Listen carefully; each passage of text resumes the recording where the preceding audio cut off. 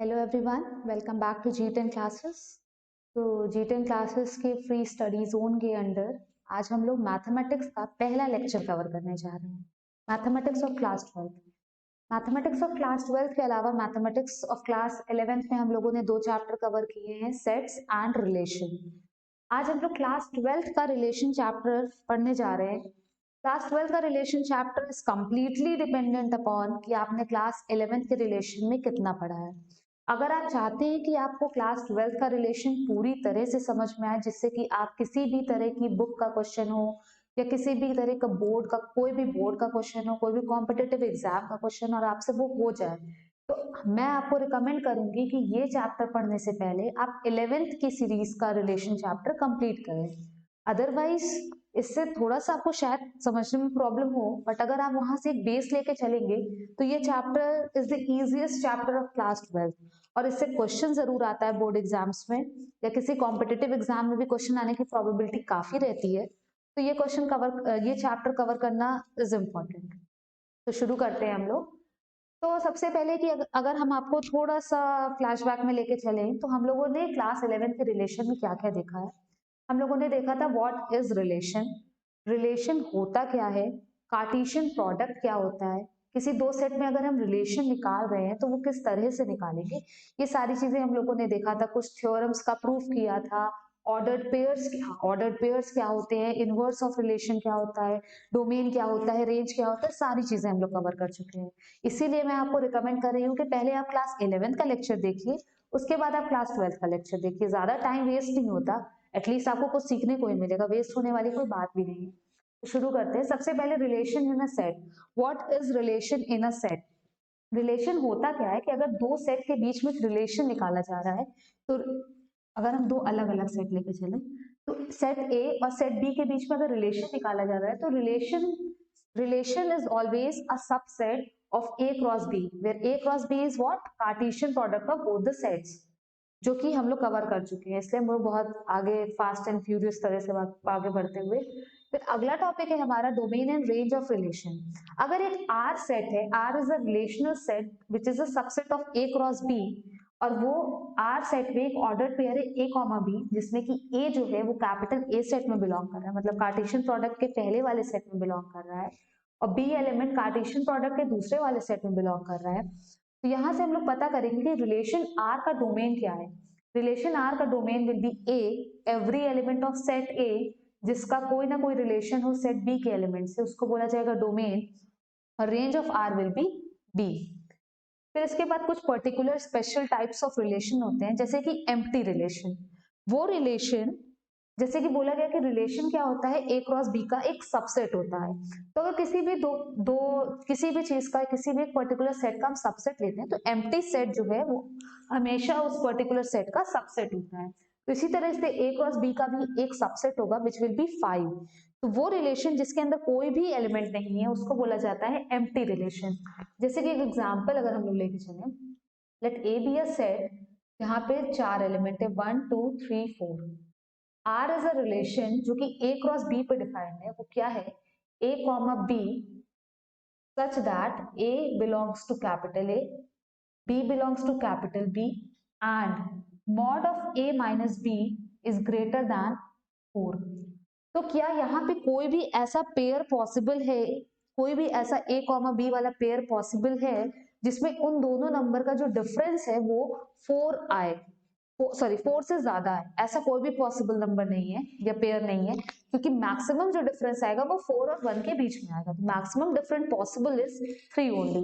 तो इस तरह से ये एक पर्टिकुलर रिलेशन है जो ए और बी एलिमेंट के बीच में लगा है, बट इस रिलेशन में इस पर्टिकुलर सेट के लिए कोई भी वैल्यू नहीं है। तो ये रिलेशन कैसा हो गया हमारा, एम्प्टी सेट हो गया, पाई हो गया, वॉइड रिलेशन हो गया।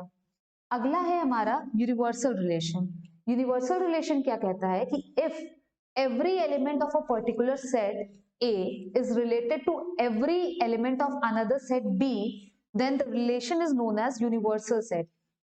जैसे कि एग्जांपल अगर हम लें कि हमारे पास एक सेट है 1 2 3, तो 1 2 3, और तो यूनिवर्सल रिलेशन क्या होगा, every element of set A is related to every other element of set A. मतलब 1,1 1 1 से रिलेटेड है, 1 2 से रिलेटेड है, 1 3 से रिलेटेड है। फिर बारी आती है 2 की, तो 2 1 से रिलेटेड है, 2 2 से रिलेटेड है, 2 3 से रिलेटेड है। उसके बाद 3 3 1 से रिलेटेड है, 3 2 से भी रिलेटेड है और 3 3 से भी रिलेटेड है। तो ये होता है हमारा यूनिवर्सल सेट का एग्जाम्पल, सॉरी यूनिवर्सल रिलेशन का एग्जाम्पल। एवरी, हम लोग क्या बोलेंगे, every element of set A is related to every other element of set A। ये होता है हमारा यूनिवर्सल सेट का एग्जाम्पल। जो थर्ड रिलेशन है हमारा वो है हमारा आइडेंटिटी रिलेशन। आइडेंटिटी रिलेशन क्या कहता है, एक पर्टिकुलर सेट का एक एलिमेंट एटलीस्ट खुद से रिलेटेड हो, मतलब every element of set A is related to itself। कुल मिला के हर एलिमेंट का रिलेशन खुद से होना चाहिए। एग्जाम्पल, अगर हम इसी पर्टिकुलर सेट में लें तो आइडेंटिटी रिलेशन क्या होगा, 1 का रिलेशन 1 से, 2 का रिलेशन 2 से और 3 का रिलेशन 3 से। काम खत्म। तो ये 3 तरह के रिलेशन है जो बहुत ज्यादा यूज होंगे। यूज एज इन क्या होंगे कि अगर आपको कोई एक पर्टिकुलर रिलेशन दे दिया जाए, रोस्टर फॉर्म में दे दिया जाए या सेट बिल्डर फॉर्म में दे दिया जाए और पूछा जाए कि ये रिलेशन कैसा है, एम्प्टी रिलेशन है, यूनिवर्सल रिलेशन है, आइडेंटिटी रिलेशन है। तो एग्जाम्पल्स आई होप कि आपको क्लियर होगा कि ये 3 तरह के रिलेशन कौन कौन से होते हैं। अब हम लोग आगे मूव करते हैं।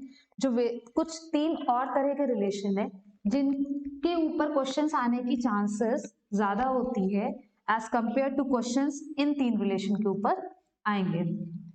तो मूव ऑन करते हुए जो कुछ और अलग तरह के रिलेशन है, बहुत छोटा सा चैप्टर है हमारा ये, वो हमारा लास्ट ही टॉपिक होगा लगभग। तो जो अगला टॉपिक है हमारा वो है various types of other relations, जिसमें हम लोग 3 तरह के रिलेशन पढ़ेंगे। अगर आप किसी कहीं और किसी पर्टिकुलर बुक में, जैसे कि अगर हम लोग बोर्ड एग्जाम्स के पॉइंट ऑफ व्यू से पढ़े तो ये हो जाएगा हमारा last topic, various types of relation. यहाँ पे क्वेश्चंस कैसे आते हैं कि 3 तरह के रिलेशन है, प्रूफ करो, एक पर्टिकुलर रिलेशन दे दिया है कि वो ये है ये नहीं है, कुछ इस टाइप से। तो रिलेशन पहला होता है हमारा रिफ्लेक्सिव रिलेशन। रिफ्लेक्सिव रिलेशन का मतलब सब कुछ नाम पे डिपेंडेंट है। अगर आप नाम का मतलब समझ के पढ़ेंगे तो ये चैप्टर सबसे इजी होगा। फिर होता है सिमेट्रिक रिलेशन और आखिरी है हमारा transitive relation. Transitive relation, reflexive relation. Reflexive relation word कहां से आया, रिफ्लेक्शन से। अगर किसी चीज को शीशे के सामने रखा जाए तो वो क्या होगा, वो उसकी रिफ्लेक्शन बनेगी और वो सिमिलर तरह का रिफ्लेक्शन शो करेगा। तो इस रिफ्लेक्सिव रिलेशन का मतलब क्या होता है कि एक पर्टिकुलर एलिमेंट का रिलेशन उसी एलिमेंट से खुद से होगा। जैसे कि हम लोग आइडेंटिटी रिलेशन में देख रहे थे, आइडेंटिटी रिलेशन में उन एलिमेंट्स के अलावा कोई और एलिमेंट नहीं आ सकता है, बट रिफ्लेक्सिव रिलेशन में उसके अलावा और भी तरह के ऑर्डर्ड पेयर्स हमारे आ सकते हैं। तो रिफ्लेक्सिव रिलेशन क्या कहता है कि if A comma A belongs to relation R for all values of A, for all या तो for all A belonging to particular set A, मतलब क्या एग्जिस्ट करे, A एग्जिस्ट करना चाहिए। जैसे कि अगर एक सेट ले लें हम लोग 1 2 3, एक सेट ले लिया, एक रिलेशन हमने बनाया 1 2 1 3 1 1 2 2। तो क्या बोला जाए कि ये particular relation R is reflexive और नॉट, तो ये रिफ्लेक्सिव नहीं है। क्यों, क्योंकि 3 एक ऐसा एलिमेंट है जिसकी इमेज जो खुद से रिलेटेड नहीं है। Just because 3,3 does not belongs to R implies R is not reflexive। कभी पूछा जाता है कि रिफ्लेक्सिव है कि नहीं है, या ये पूछ लिया जाए कि how many ordered pairs are required to add to this relation so that this relation becomes reflexive. मतलब कि इस पर्टिकुलर रिलेशन आर को रिफ्लेक्सिव बनाने के लिए हमें कितने ऑर्डर्ड पेयर्स को ऐड करना पड़ेगा, इंटीजर टाइप क्वेश्चन। तो सिंपल सा आंसर है कि अगर हम 3,3 को इसमें ऐड कर देते हैं तो ये रिलेशन रिफ्लेक्सिव हो जाएगा। तो आंसर क्या हो गया इसका? 1 हो गया। एक चीज और होती है कि अगर R इज अ रिलेशन, जिसको हम लोग ये लिखें, मान लीजिए 1 1 2 2 2 1, तो क्या ये पर्टिकुलर रिलेशन रिफ्लेक्सिव है या नहीं है? बात ये आती है। तो ये पर्टिकुलर रिलेशन रिफ्लेक्सिव है। वाई? क्यों? क्योंकि इसके अंदर थ्री मानते कि 3 इसका एलिमेंट है, सेट ए का एलिमेंट है, लेकिन यहाँ पे 3 का कोई जिक्र नहीं हुआ है। अगर 3 का कोई जिक्र हुआ ही नहीं है तो 3,3 एग्जिस्ट नहीं कर रहा है, ये कोई प्रॉब्लम वाली बात नहीं है। इसका मतलब है कि ये रिलेशन रिफ्लेक्सिव है, ये नहीं है रिफ्लेक्सिव, नॉट रिफ्लेक्सिव लिखा हुआ है। तो कुल मिला के बात ये हो गई कि अगर रिलेशन आर के अंदर कोई एलिमेंट का जिक्र होता है कि वो इससे रिलेटेड है, तो वो खुद से भी रिलेटेड होना चाहिए, तभी रिलेशन हमारा रिफ्लेक्सिव होगा। अदरवाइज रिफ्लेक्शन हमारा रिलेशन हमारा रिफ्लेक्सिव नहीं होगा। तो ये था पहला kind of relation. Hope so आपको समझ में आ गया होगा, बट इसको नोट डाउन कर लीजिएगा। और ये last point is very important point, क्योंकि कभी कभी यहीं पे गलती हो जाती है। उसके बाद आता है हमारा सिमेट्रिक रिलेशन। सिमेट्रिक रिलेशन क्या कहता है कि अगर सिमेट्री, अगर अगर एलिमेंट ए एलिमेंट बी से रिलेटेड है तो एलिमेंट बी भी एलिमेंट ए से रिलेटेड होना चाहिए। कि if A comma B belongs to R implies b comma a also belongs to R for all a comma b belonging to set A। जैसे अगर एग्जांपल बोला जाए कि एक रिलेशन R है, बहुत day to date example, a comma b such that A is brother of B। तो क्या ये रिलेशन रिफ्लेक्सिव है? सबसे पहले तो रिफ्लेक्सिव देखते हैं। क्या ये रिलेशन रिफ्लेक्सिव है? क्या a कॉमा a एग्जिस्ट करेगा? क्या a is brother of a? अगर a कॉमा एग्जिस्ट कर रहा है तो a is brother of a, क्या ये ट्रू है कि a का भाई है? ये कभी भी ट्रू नहीं है, तो ये रिलेशन रिफ्लेक्सिव तो नहीं हो सकता। अब बात आती है सिमेट्रिक की, कि अगर a कॉमा b एग्जिस्ट कर रहा है, मतलब कि a तो b का भाई हो गया, तो क्या b a का भाई होगा? अगर a कॉमा b एग्जिस्ट कर रहा है दैट मीन्स कि a is brother of b, तो क्या b कॉमा a एग्जिस्ट करेगा कि नहीं करेगा? एग्जिस्ट और नॉट? अगर b कॉमा a एग्जिस्ट कर रहा है तो क्या हम ये बोल सकते हैं कि b is brother of a? नहीं, क्योंकि b हो सकता है कि b is sister of a, ये भी पॉसिबल है। तो b कॉमा a एग्जिस्ट नहीं करेगा। इसका मतलब कि ये रिलेशन कैसा है? ये रिलेशन सिमेट्रिक नहीं है। लेकिन अगर इसी के साथ ये कंडीशन दे दिया जाए and a and b both are male, अगर ये कंडीशन दे दिया जाए तब तो जाहिर सी बात है कि अगर ए बी का भाई है तो बी भी ए का भाई है। मतलब अगर ए कॉमा बी रिलेशन आर में है तो बी कॉमा ए भी रिलेशन आर में होगा। तो ये कैसा रिलेशन, तब कैसा रिलेशन हो जाएगा कि ये रिलेशन हमारा कैसा है? सिमेट्रिक है। अगर डे टू डे एग्जाम्पल में कॉल लें कि A comma B such that A and B lives on the same floor, किसी भी एक अपार्टमेंट के सेम फ्लोर पे अगर वो लोग रहते हैं, ये रिलेशन रिफ्लेक्सिव है कि नहीं है? रिलेशन रिफ्लेक्सिव होने के लिए A comma A and A lives on the same floor, सही बात है। हम और हम दो लोग हैं, दोनों सेम फ्लोर पे रहते हैं। हाँ रहते हैं भाई, हमको 10 बार आप लिख दीजिए लेकिन हम तो रहते ही रहते हैं, तो ये रिलेशन रिफ्लेक्सिव तो हो गया भाई। बारी आती है सिमेट्रिक की।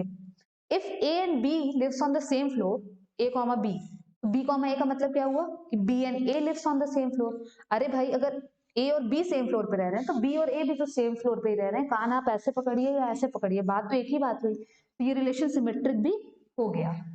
ये तो डे टू डे एग्जाम्पल में। अगर कुछ वैल्यूज के बेसिस पे दिया जाए कि 1,2 1,3 3,1 1,1 ये रिलेशन है, पहले तो ये रिलेशन रिफ्लेक्सिव है नहीं है। क्यों? क्योंकि 2,2 एग्जिस्ट नहीं कर रहा है, 3,3 एग्जिस्ट नहीं कर रहा है। फिर सिमेट्रिक बात है, 1,2 एग्जिस्ट कर रहा है, पर क्या 2,1 एग्जिस्ट कर रहा है? नहीं कर रहा है। एक पहले ही हमने देखा 2,1 एग्जिस्ट नहीं कर रहा है, तो आगे देखने की जरूरत ही नहीं है। अनलेस एंड अनटिल आपसे ये पूछा जाए कि कितने ऑर्डर्ड पेयर्स को आप ऐड करिए कि ये रिलेशन रिफ्लेक्सिव सिमेट्रिक हो जाए, तो ये रिलेशन सिमेट्रिक भी नहीं है और ये रिलेशन रिफ्लेक्सिव भी नहीं है। तो ये हो गया हमारा सिमेट्रिक रिलेशन। अब आता है ट्रांजिटिव रिलेशन। शायद ये थोड़ा सा डिफिकल्ट पड़े, डिफिकल्ट तो नहीं होता है जब तक आप समझ जाए। अगर आपको ये समझ में आ गया, ट्रांजिटिव रिलेशन ये कहता है कि if a comma b belongs to R and b comma c belongs to R, it implies that a comma c should also belongs to R for all a comma b comma c belonging to a particular set A। कि अगर a और b के बीच में relation है और b और c के बीच में रिलेशन है, मतलब कुछ ऐसा कि अगर a b से रिलेटेड है, b c से रिलेटेड है, तो a को c से रिलेटेड होना जरूरी है उसी रिलेशन से, किसी और रिलेशन से नहीं, उसी रिलेशन से। तो रिलेशन कैसा कहलाएगा हमारा? ट्रांजिटिव रिलेशन कहलाएगा। एग्जाम्पल देखते हैं कि let L be the set of all the lines in a plane। एक L सेट है, इसको या तो ठीक है, फिर एक R रिलेशन है जो क्या है L1, L2 such that L1 and L2 are parallel। अगर L1 L2 पैरेलल है तो L1 L2 जो है वो एक पर्टिकुलर रिलेशन R में बिलोंग करेगा और L1 L2 कहाँ बिलोंग कर रहा है? Capital L। तो पहली चीज, अगर हम लोग रिफ्लेक्सिव चेक करें, हम लोग शुरू से कर रहे हैं ताकि आपको ज्यादा से ज्यादा एग्जाम्पल मिल जाए, तो क्या L1 L1 एग्जिस्ट करेगा? क्या एक लाइन खुद के पैरेलल होती है? हाँ होती है, every line is parallel to itself, तो रिफ्लेक्सिव तो हो गया। सिमेट्रिक के लिए देखा जाए, अगर L1 L2 के पैरेलल है तो L2 L1 के भी तो पैरेलल होगी ही होगी ना। अगर L1 L2 लिखा कैसे जाएगा कि if L1 L2 belongs to R, मतलब L1 and L2 are parallel. इससे क्या कंक्लूड किया जा सकता है कि L2 and L1 are parallel to, अगर ये पैरेलल है तो क्या कहेंगे हम कि L2 L1 जो है वो भी रिलेशन R में बिलोंग कर रहा है। मतलब अगर L1 L2 बिलोंग कर रहा है, L1 L2, तो L2 L1 भी बिलोंग करेगा और रिलेशन कैसा हो जाएगा हमारा? सिमेट्रिक। अब बात आती है ट्रांजिटिव चेक करने की।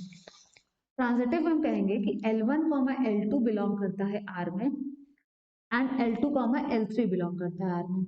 इससे क्या कंक्लूड किया जा सकता है कि L1 is parallel to L2, L2 is parallel to L3। तो कैसे ये कंक्लूड किया जा सकता है कि L1 is parallel to L3? हाँ किया जा सकता है। अगर L1 L2 के पैरेलल है और L2 L3 के पैरेलल है तो L1 L3 के भी पैरेलल होगा। तो इससे अगर ये कंक्लूड किया जा सकता है कि L1 is parallel to L3, तो इसका मतलब क्या हुआ? L1 L3 जो है वो रिलेशन R में बिलोंग कर रहा है, मतलब this given relation is transitive too. तो ये हो गया हमारा reflexive relation, symmetric relation, transitive relation.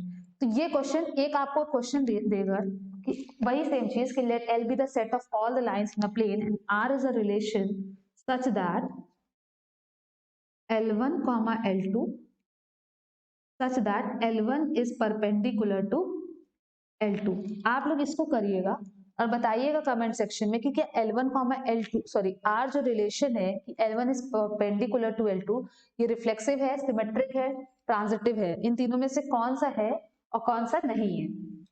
यहाँ तक की वीडियो को पॉज करके नोट डाउन जरूर कर लीजिएगा विथ एग्जाम्पल्स, क्योंकि एग्जाम्पल्स रहेंगे तो एग्जाम टाइम रिवाइज करने में बहुत आसानी होगी। और अब एग्जाम्स एकदम ऑलमोस्ट ओवर द हेड है आपके, क्योंकि दिसंबर इज ऑल अबाउट क्रिसमस।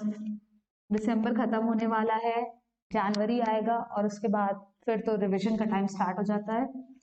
आप लोगों को रिवीजन के लिए नोट्स का होना आपके पास बहुत जरूरी है।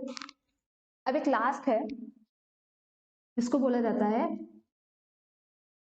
Equivalence relation. इक्विवेलेंस रिलेशन क्या होता है? कोई रिलेशन इक्विवेलेंस कब होगा? इफ, ऐसे लिखते हैं, इफ R इज रिफ्लेक्सिव,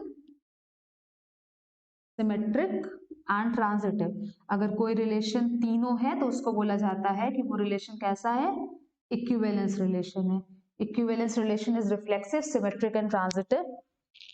तो उस तरह के रिलेशन को बोला जाएगा relation R is simple, relation R is हमारा क्या, इक्विवेलेंस रिलेशन। तो यहाँ पे हमें लगता है कि ये चैप्टर खत्म हो गया हम लोगों का। सबसे छोटा चैप्टर था क्लास 12 की मैथ्स का पहला चैप्टर रिलेशन, सबसे छोटा सा था, सबसे इजी था, एक दिन में खत्म भी हो गया है। तो होप्सो कि आपको समझ में भी आया होगा। तो आप 1-2 दिन का टाइम लीजिए, ये चैप्टर के सारे क्वेश्चंस कंप्लीट कीजिए, एटलीस्ट एनसीईआरटी तो कवर कर ही लीजिए ताकि बोर्ड एग्जाम्स में आपके अच्छे मार्क्स आ सके। और हमारा जो मोटिव था कि हर बच्चे को एजुकेशन मिलना बहुत इंपॉर्टेंट है, तो वो मोटिव भी हमारा सक्सेसफुल हो सके। बाकी अगर वीडियो आपको पसंद आई हो तो लाइक जरूर कीजिएगा। कुछ किसी भी तरह का सजेशन हो regarding the improvement of video कि हम अपने वीडियो की क्वालिटी को और कैसे इम्प्रूव कर सकते हैं, कंटेंट को कैसे इम्प्रूव कर सकते हैं, तो आप कमेंट सेक्शन में जरूर मेंशन कीजिएगा। आपको कोई इंपॉर्टेंट चैप्टर हो जो आपको बहुत जरूरत हो कि हाँ ये चैप्टर मुझे पढ़ना है, इसकी वीडियो मिल जाए, तो आप वो भी मेंशन कर सकते हैं। उसकी वीडियो सीरीज को ब्रेक करके पहले अपलोड कर दी जाएगी क्योंकि बोर्ड एग्जाम्स बहुत ज्यादा पास हैं आपके। और उसके साथ साथ अपने फ्रेंड्स के साथ जरूर शेयर कीजिएगा ताकि उन तक भी ये चीज पहुंच सके और वो भी पढ़ सके, उनके भी मार्क्स आ सके। अलॉन्ग विद दैट हमारे चैनल को सब्सक्राइब जरूर कीजिएगा क्योंकि अपकमिंग वीडियोस के नोटिफिकेशन आप तक पहुंचते रहेंगे। Thanks for watching the video, have a good day.